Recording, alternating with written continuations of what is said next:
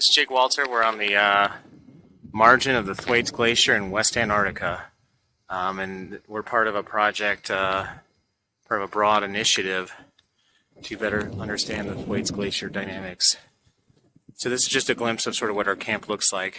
You can see off in the distance, that's where we will fuel the skidoos. We have sort of our cargo line with some of the equipment ready to go for today's science, and then how we get around here is typically with those skidoos there. And so I'll just take you on a sort of brief tour of camp here,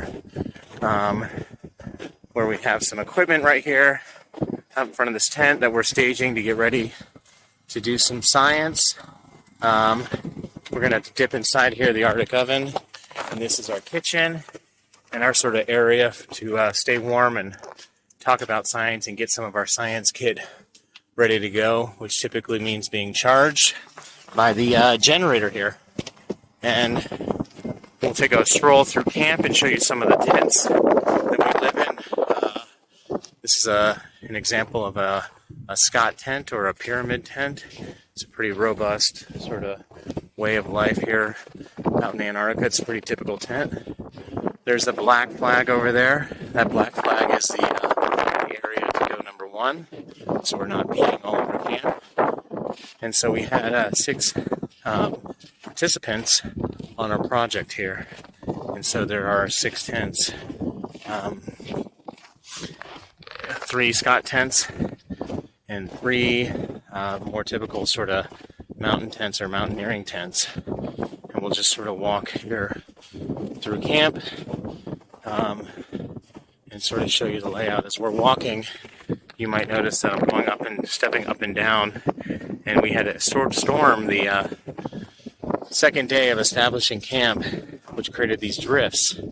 So it was snowing and the wind was blowing pretty fiercely, 30 miles per hour, and creates this sort of drifting around the tents as the wind is pushing against those domes. It sort of drifts around and then creates these long drifts, which kind of just make it a pain to walk.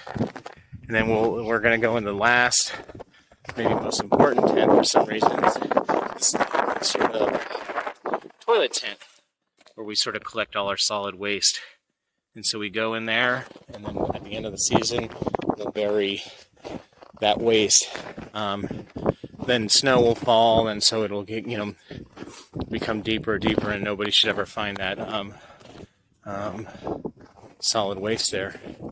Now the last kind of more important bit of camp is, you can see there's a red flag off in the distance there, and that's an area we try to not travel unless necessary, but that's sort of where we sort of mine the snow. And so we'll go and actually dig up the snow, and we'll take that in the Arctic oven, our kitchen tent, and we'll melt the snow down to make drinking water, and also then heat that up and make hot water for rehydrating freeze-dried meals, and also having some nice hot drinks on a cold day.